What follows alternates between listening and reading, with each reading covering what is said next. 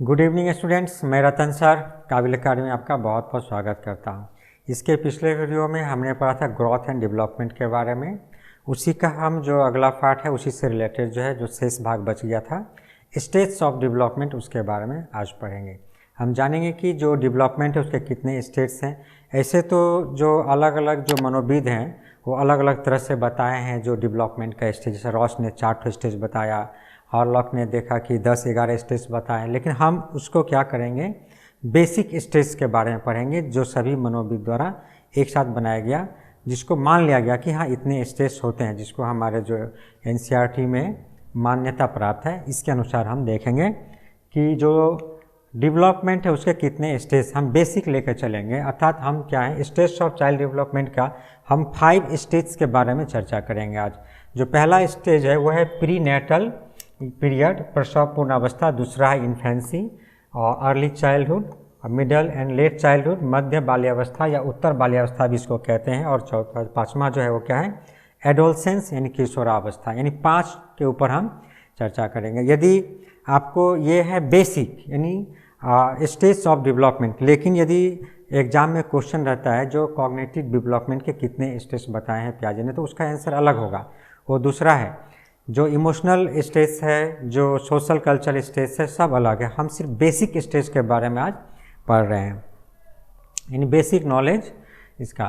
तो stage of child development का जो पहला था वो है prenatal period. Prenatal period के बारे में जानेंगे, जिसे कहते हैं गर्भकालीन अवस्था या प्रसव पूर्व अवस्था, यानी जन्म के पहले का, यानी बिफोर बर्थ, जन्म के पहले का अवस्था। और ये अवस्था कब होता है, बच्चा जन्म लेने से पहले की जो अवस्था है उसको कहते हैं प्री नेटल। और ये कितना दिन का होता है, ये 9 मंथ्स का होता है या 280 दिन का होता है इसका समय काल। यानी बच्चा क्या होता है, माँ के गर्भ में ही रहता है 9 महीनों तक, या 280 लगभग 280 दिन एग्जैक्टली। किसी का 280 हो भी सकता है, नहीं भी हो सकता है, तो इसको मान लेते हैं 280 दिन।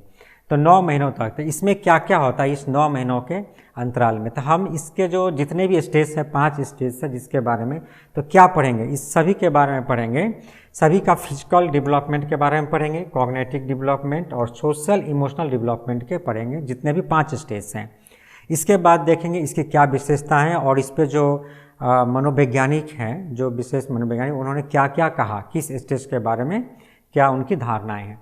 तो पहला देखते हैं प्री नेटल पीरियड में जो फिजिकल डेवलपमेंट है, इसमें क्या होता है, उसका बच्चों का जो वृद्धि होता है, यानी जिसका विकास बहुत ज़्यादा होता है, हाईएस्ट मतलब सबसे ज़्यादा होता है बाकी जितने भी स्टेज हैं। यानी यहाँ हम देखते हैं, यानी इसके शुरुआत है, जीवन का शुरुआत, यानी इसका जो शुरू होता है, शुरू में कितना होता है, एक सुई के जो नख होता है उसके बराबर होता है, यानी सेल से होता है इसकी शुरुआत। यानी 2 सेल या 3 सेल बनते बनते 4-5 इस तरह से सेल बनता है, यानी बहुत ही छोटा। और धीरे धीरे बच्चा 2.5-3 किलो का हो जाता है। यानी इसमें कितना ग्रोथ हुआ, यानी हज़ारों लाखों टाइम्स इसमें क्या होता है, करोड़ों टाइम्स क्या होता है, इसमें ग्रोथ होता है। तो हम देखते हैं कि जो प्री नेटल पीरियड में है, इसीलिए हम इसको हाईएस्ट, सबसे ज़्यादा, यानी बच्चा का लाखों गुना ग्रोथ होता है। इस बच्चा लाखों गुना उसका हर चीज़ में, भार में, उच्चता में, सब चीज़ बढ़ता है। तो ये है हाईएस्ट। यदि आपसे पूछा गया कि सबसे ज़्यादा जो ग्रोथ है, सबसे ज़्यादा जो फिजिकल ग्रोथ, ये भी ध्यान रखना है, जो फिजिकल वृद्धि है सबसे ज़्यादा किस स्टेज में होता है, तो वो हो जाएगा प्री नेटल स्टेज में हो जाएगा। अब है इसमें कॉग्निटिव डेवलपमेंट के बारे में, यानी संज्ञानात्मक विकास के बारे में। तो बच्चों में जो अभी प्री नेटल है, मतलब जो अभी गर्भ में ही है, उसका संज्ञानात्मक विकास कितना हुआ है। अभी का जो इक्विपमेंट है, जो मशीन अभी जो विकसित हुआ है, उसके अनुसार हम ये तो देख सकते हैं बच्चा कितना बड़ा हुआ, अभी कितना छोटा है, ये तो माप सकते हैं। उसका वेट भी हम प्राय माप सकते हैं, परंतु ये नहीं माप सकते कि उसमें कितना कॉग्निटिव डेवलपमेंट हुआ है। ऐसा अभी यंत्र अभी निकला नहीं है। भविष्य में हो सके ऐसा यंत्र आपको मिल जाए जिससे उसके कॉग्निटिव डेवलपमेंट के बारे में पता लगा सके। उसके बाद जो है सोशल इमोशनल डेवलपमेंट, बच्चों में किस तरह से सामाजिकरण का विकास हुआ। अभी बच्चा तो पैदा ही नहीं हुआ, तो माँ के पेट में उसका किस तरह से सामाजिकरण हो रहा है, इसका भी हम पता नहीं लगा सकते, यह हमें पता नहीं चलता है। इस तरह का इंस्ट्रूमेंट या मशीन का अभी तक आविष्कार नहीं हुआ है, भविष्य में शायद हो जाए। तो इसका हो जाएगा कि हम इसके बारे में नहीं जानते हैं, यानी कॉग्निटिव डेवलपमेंट और सोशल इमोशनल डेवलपमेंट के बारे में तो हो जाएगा वी डोंट नो। तो ये 2 चीज़ के बारे में जो है प्रीनेटल स्टेज में पता नहीं होता, सिर्फ फिजिकल डेवलपमेंट के बारे में पता होता है। तो यह है समस्त रचना, भार और आकार में वृद्धि तथा आकृतियों का निर्माण सब इसी अवस्था में, यानी उसका आकृति हाथ, पैर, उंगली, सर, जिस तरह से भी होता है, कितना पैर है, कितना हाथ है, कितने उंगलियां बनेंगे, आँख, नाक, कान, बच्चा का जो स्वरूप आएगा सब इसी अवस्था में हो जाएगा। उसके बाद है इन्फेंसी, जो दूसरा अवस्था है वह इन्फेंसी यानी शैशवा अवस्था कहते हैं। इसको लिया गया है 0 से 2 वर्ष तक के लिया गया है इसका। इसमें देखते हैं जो 0 से लेकर 2 वर्ष तक में जो बच्चा उसका फिजिकल डेवलपमेंट कितना होता है। इसमें फिजिकल डेवलपमेंट तीव्र होता है, तीव्र मतलब ज़्यादा होता है, फास्टेस्ट होता है, but lower than the previous stage, यानी पहला जो स्टेज है उससे क्या होता है, कम होता है। यानी पहला स्टेज में सबसे ज़्यादा हुआ, पहला स्टेज में कितना वृद्धि हुआ, ग्रोथ कितना हुआ पहला स्टेज में, यानी जो प्रीनेटल स्टेज था उसमें हमने देखा कि लाखों गुना, करोड़ों गुना उसमें क्या हुआ, डेवलपमेंट हुआ है, यानी आकार में, यानी एक सेल का आकार बहुत छोटा, और जबकि बच्चा इतना बड़ा, लगभग 1 फुट के लगभग बड़ा होता है, तो कितना ज़्यादा वृद्धि हुआ, लाखों करोड़ों गुना बढ़ जाता है। लेकिन वहीं पर हम जब ये देखते हैं शैशवा अवस्था में, जब ये क्या है 0 से 2 वर्ष, 0 से 2 वर्ष मतलब जब बच्चा पैदा हुआ उसके बाद से 2 साल तक, जब बच्चा पैदा होता है तो उसमें कितना बड़ा होता है, 3 kg का लगभग होता है, और शायद 1 फुट के लगभग वो क्या होता है, बड़ा होता है। लेकिन 0 से 2 साल में क्या होगा, 1 फुट से 2 फुट होगा, यानी उसका जो डेवलपमेंट होगा, यानी वृद्धि होगा, वो फिजिकल वृद्धि के बारे में हम बात कर रहे हैं, वो हो जाएगा, डबल हो जाएगा। तो इसीलिए इसको फास्टेस्ट रखा गया, तीव्र रखा गया, फास्टेस्ट नहीं, फास्ट है।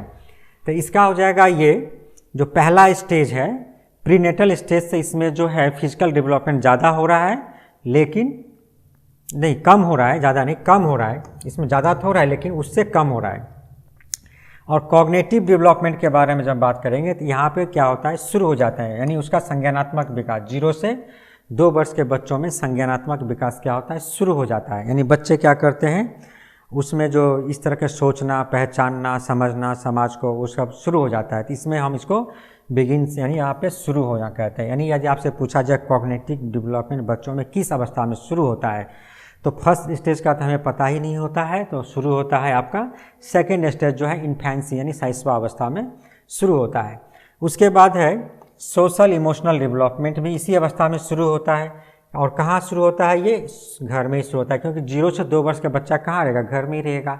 जब घर में ही रहेगा तो घर में उसका क्या होगा, सामाजिकरण शुरू हो जाएगा। घर में किसके साथ होगा, मम्मी पापा भाई बहन जो है उसके साथ शुरू होगा। वो क्या करेगा, सिबलिंग्स यानी भाई बहन के पहचानना शुरू करेगा, अपने पेरेंट्स को पहचानेगा, उसके साथ खेलेगा, किस तरह से इंटरेक्ट करेगा, सब अपने जो भाई बहन हैं, जो घर के लोग हैं, दादा दादी हो, मम्मी पापा हो, जो हो उनके साथ होता है।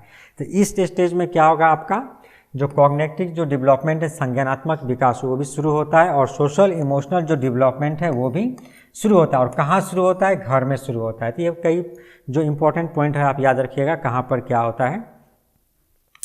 इसके बाद है जो इस स्टेज की क्या विशेषता है, इसमें क्या होता है, बच्चों का जो व्यवहार होता है मूल प्रवृत्तियों पर आधारित होता है। तेज शारीरिक विकास जो है, मानसिक यानी मेंटली जो अधिगम की अवस्था है, लर्निंग स्टेज का अभाव, नैतिकता यानी मॉरलिटी का अभाव, यानी इसमें क्या होता है, नैतिकता का अभाव का, मॉरलिटी यानी 2 साल के बच्चा में नैतिक गुण का अभाव होता है। इसके पहले भी हम लोग देखा, जब मॉरल डेवलपमेंट के बारे में जब पढ़े थे उसमें देखा था कि 0 से 2 साल के बच्चा में उतना मॉरलिटी नहीं आता, यानी वो नहीं समझता कि कौन को किसको क्या रिस्पेक्ट देना है, कैसे बात करना, ये उससे ज्ञान नहीं होता है। तो इसे टॉय एज भी कहा जाता है और इमिटेटिव एज भी कहा जाता है। तो इस अवस्था को आपसे पूछा जाएगा टॉय एज किस एज को कहा जाता है, तो इस एज को टॉय एज इसलिए कहा जाता है क्योंकि बच्चे क्या करते हैं, वो खिलौने से खेलते हैं। 2 साल का बच्चा क्या करेगा, वो खिलौनों से खेलेगा, ज़्यादातर वो खिलौने से घिरा रहता है, खिलौनों को ही पसंद किया उसी के साथ खेलता रहेगा, इसलिए इसे टॉय एज कहा जाता है।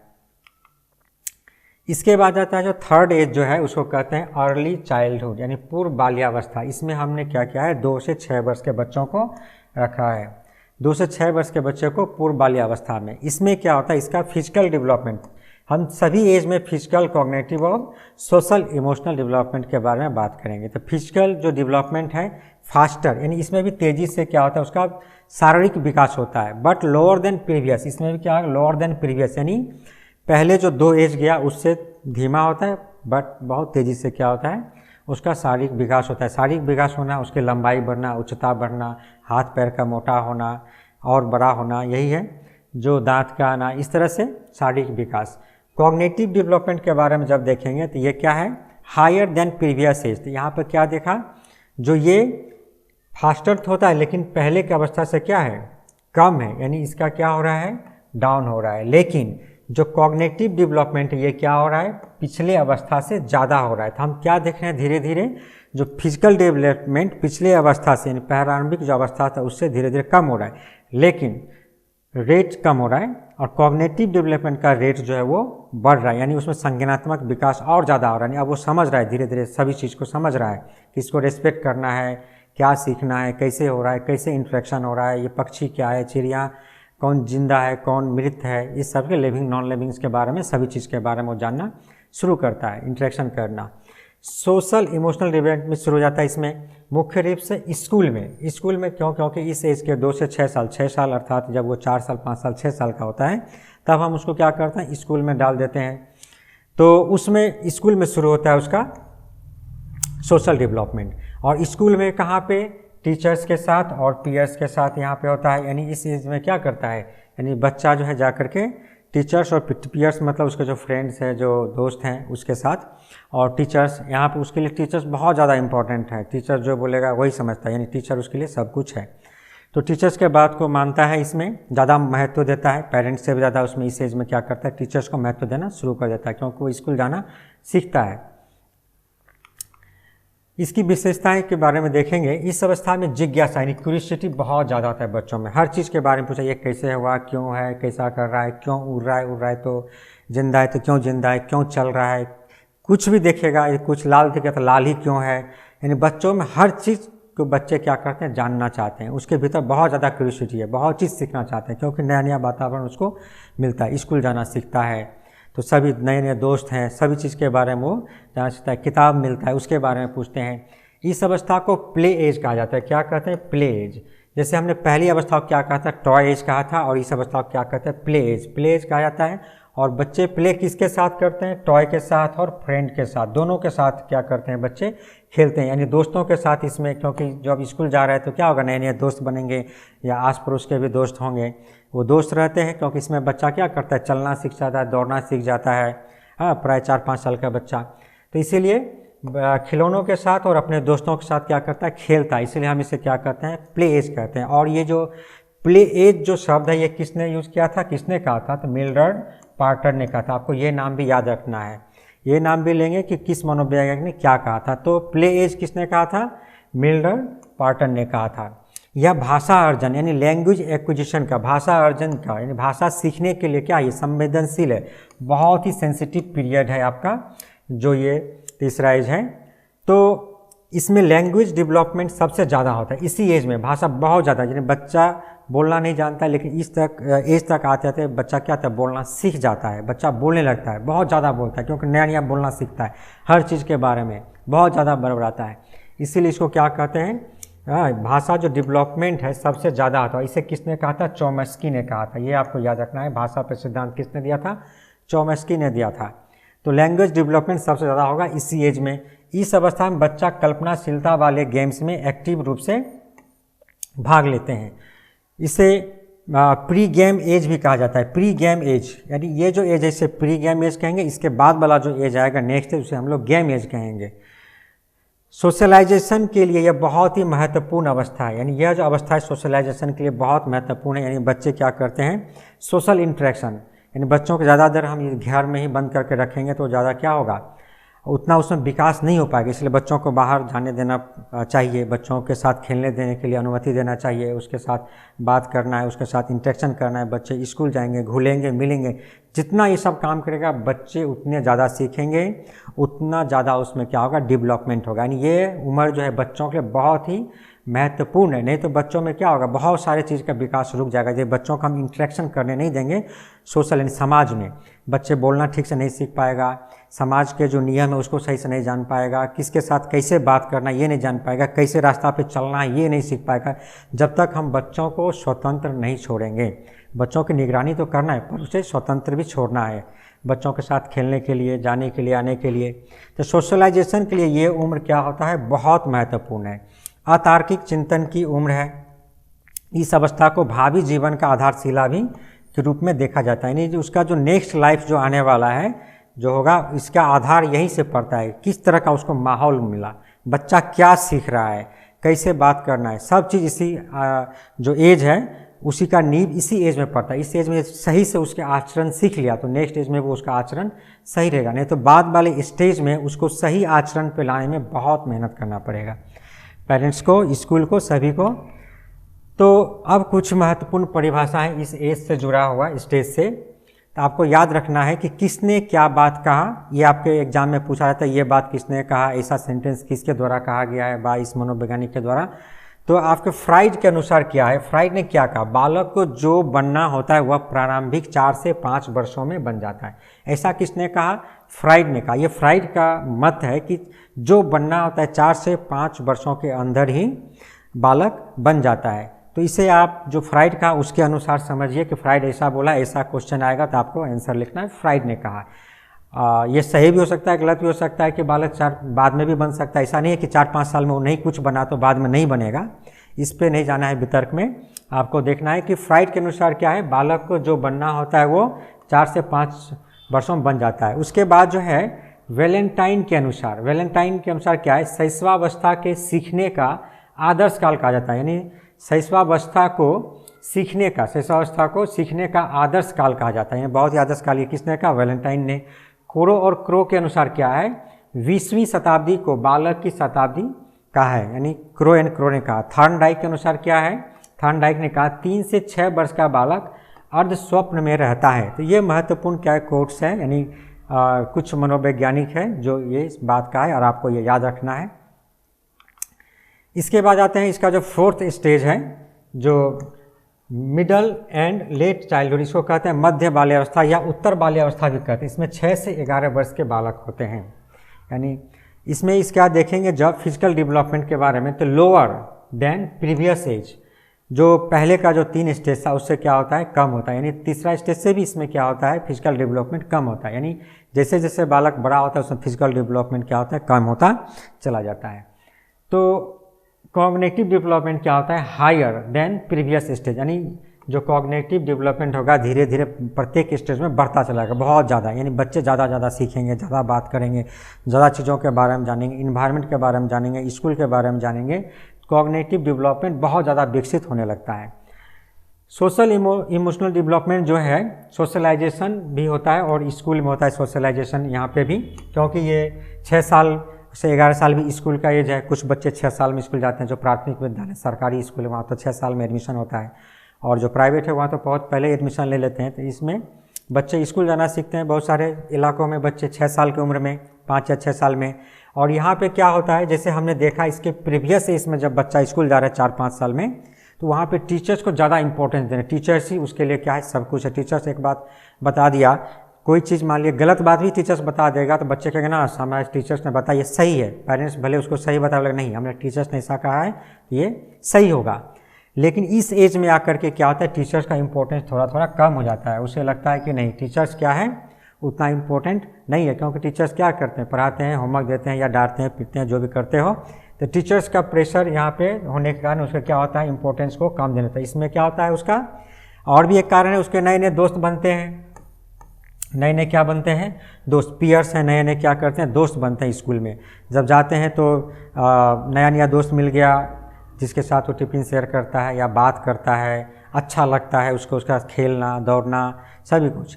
तो ये दोस्त क्या होते हैं, स्थायी होना शुरू हो जाता है, परमानेंट। जैसे इसके पहले स्टेज में भी तो दोस्त था लेकिन परमानेंट, आज ये दोस्त है तो कल वो दोस्त है। लेकिन इस स्टेज में आकर के धीरे धीरे क्या होता है, परमानेंट होता है। वो भी क्या, सेम जेंडर के साथ, यानी लड़का है तो उसका लड़का दोस्त ज़्यादा बनाएगा, लड़की है तो लड़की दोस्त को क्या करेगा, ज़्यादा बनाएगा। इसीलिए क्या है, सेम जेंडर यहाँ पे कहा गया है। तो इसमें दोस्त का इंपॉर्टेंस धीरे धीरे बढ़ने लगता है और टीचर्स का इंपॉर्टेंस क्या होता है, धीरे धीरे कमने लगता है इस स्टेज में आकर के। और इसका उपनाम आप याद रखिएगा, ये स्टेज जो है मध्य बाल्यावस्था, इसको और किस किस नाम से बुलाया जाता है। जैसे इसको हम लोग क्या कहते हैं, गंदी अवस्था भी कहते हैं। गंदी अवस्था इसको इसलिए कहा जाता है कि इस एज में बालक क्या करता है, खेलता है, धूल मिट्टी में कपड़ा में गंदगी लगा लेता है और उसे इसका कोई फिक्र नहीं होता है गंदगी लग रहा है कि नहीं लगा। स्लाइड पे चलेगा तो पेंट गंदा हो जाएगा, फील्ड में बॉल खेल रहा है तो लुढ़क जाएगा। इस तरह से इसको क्या कहते हैं, गंदी अवस्था का। जैसे आप यहाँ पर देख रहे हैं कि कीचड़ में खेल रहा है, उसे कोई फ़र्क नहीं पड़ता है कि गंदा हो रहा है नहीं हो रहा है, बस उसको खेलने में मज़ा आना चाहिए, इसलिए इसको गंदी अवस्था के भी नाम दिया गया है। इसको स्फूर्ति की अवस्था भी कहा जाता है। स्फूर्ति की अवस्था बहुत, बच्चा इसमें बहुत चंचल होता है, बहुत एनर्जेटिक होता है। जीवन का अनोखा काल भी कहा गया और मिथ्या परिपक्वता का काल भी कहा गया। मिथ्या परिपक्वता का काल अर्थात इसमें बच्चे झूठ बोलना भी सीख जाते हैं। अब बच्चे समझ रहे हैं कि ना, इसको झूठ बोलने से मेरा काम बन जाएगा, वो अब झूठ बोलना सीख जाते हैं, झूठ ज़्यादातर बोलना शुरू कर देते हैं यदि उसको किसी चीज़ से डर लग रहा है या कुछ लग रहा है। तो इसमें है, इसको गैंग एज भी कहते हैं या टोली एज कहते हैं। गैंग और टोली इसलिए कहा गया है क्योंकि इस एज में बच्चे क्या करते हैं, ग्रुप बनाना सीख जाते हैं, एक साथ ग्रुप बना के खेलेंगे। क्लास में भी रहेगा तो 4-5 बच्चों को मिला के ग्रुप बना लेंगे, हम एक बेंच पर बैठेंगे। इस तरह से बच्चे में क्या होता है, ये भावना आ जाता है, ग्रुप या टोली, इसलिए इसको गैंग एज कहा जाता है। इस एज की क्या विशेषताएं हैं मध्य बाल्यावस्था की? इसे आरंभिक स्कूल की एज भी कहा जाता है। आरंभिक स्कूल का एज इसलिए कहा जाता है क्योंकि बच्चा इसमें स्कूल जाना सीखता है। जैसे हमने देखा था पिछले एज में भी जो है प्राइवेट स्कूल तो शुरू हो जाता है, लेकिन मेनली जो सरकारी स्कूल है 6 साल से शुरू होता है, इसको क्या कहते हैं, स्कूल एज कहा जाता है। इसे खेलों की अवस्था यानी गेम स्टेज कहा जाता है। गेम स्टेज क्योंकि बच्चा गेम खेलना सीखता है, तरह तरह का खेल खेलना सीखता है। इस अवस्था में संग्रहण, स्टोरेज की प्रवृत्ति विकसित होने लगती है। बच्चा संग्रहण करना सीख जाता है, चाहे किसी भी चीज़ का संग्रहण हो, उसको इकट्ठा करना, कोई भी चीज़ हो, पिक्चर हो, बॉल हो, कुछ भी हो, जो उसे पसंद है उसको स्टोरेज करते हैं। इसे तार्किक चिंतन, लॉजिकल थिंकिंग की अवस्था भी कहा जाता है। इस अवस्था में बालक रचनात्मक कार्यों में रुचि लेने लगता है, जैसे मिट्टी के बर्तन बनाना, चित्र बनाना, गुड़िया बनाना, रंगीन कपड़े, कागज़ के फूल बनाना, इन सब चीज़ों में वो ज़्यादा इन्वॉल्व होने लगता है। अब महत्वपूर्ण परिभाषा है इससे जुड़ा हुआ, जैसे किलपैट्रिक के अनुसार क्या है, किलपैट्रिक ने क्या कहा कि बाल्यावस्था जीवन का निर्माण करता है। बाल्यावस्था क्या करता है, जीवन का निर्माण करता है। रॉस ने क्या कहा था, रॉस के अनुसार बाल्यावस्था मिथ्या परिपक्वता का काल है, यानी मिथ्या परिपक्वता का काल किसने कहा, रॉस ने कहा। कोल के अनुसार बाल्यावस्था जीवन का अनोखा काल है, यानी बच्चों को जीवन का अनोखा काल या बाल्यावस्था का अनोखा काल किसने कहा था, हो जाएगा कोले ने कहा। ये कुछ महत्वपूर्ण परिभाषाएं था जो इस अवस्था से जुड़ी हुई हैं। इसके बाद हम जो देखेंगे 5th स्टेज जो है, जो 5वां अवस्था, जो सबसे बालक के लिए महत्वपूर्ण है, जो उसके जीवन के लिए बहुत महत्वपूर्ण है, इसमें जो बहुत सारे परिवर्तन होते हैं और उसके जो भावी जीवन का क्या है, ये आधारशिला है। इसको हम लोग कहते हैं हिंदी में किशोरा अवस्था। यह होता है 11 से 18 साल का उम्र। 11 से 18 इसी में कुछ बच्चे क्या करते हैं, अच्छे भविष्य का निर्माण करते हैं, नहीं तो कुछ गलत रास्ते पर चले जाते हैं। इसे हम लोग प्यूबर्टी एज भी कहते हैं। यदि प्यूबर्टी एज किसे कहा जाता है तो वो हो जाएगा एडोलसेंस, किशोरावस्था। 11 से 18 साल, 11 से 17 साल लिया जाता है। इसमें हम जो फिजिकल डेवलपमेंट देखेंगे हाई होता है, फिजिकल डेवलपमेंट हाई, हमने हाई लिखा है। और हाईएस्ट किस स्टेज में होता है, फर्स्ट स्टेज में होता है, प्री नेटल स्टेज में हाईएस्ट, क्योंकि उसमें बहुत ज़्यादा ग्रोथ होता है। लेकिन बाद बाकी जितने स्टेज है, इस स्टेज में भी क्या होता है, बहुत हाई, यानी इसको स्पर्ट ग्रोथ कहते हैं। स्पर्ट ग्रोथ कहते हैं क्योंकि इस स्टेज में आकर जब हम आते हैं, देखें लड़कियों में बहुत ज़्यादा डेवलपमेंट है, यानी लड़कियों का जो डेवलपमेंट है, ग्रोथ है, फिजिकल डेवलपमेंट लड़कों से बहुत ज़्यादा होने लगता है, लेकिन थोड़ा दिन बाद जाकर फिर से वो सामान्य हो जाता है। और इसका मेन रीज़न क्या है, इसमें बहुत ज़्यादा हार्मोनल चेंजेज होते हैं, बॉडी में बहुत ज़्यादा हार्मोन चेंज होते हैं, इसलिए शारीरिक विकास में बहुत ज़्यादा अंतर देखने को मिलता है।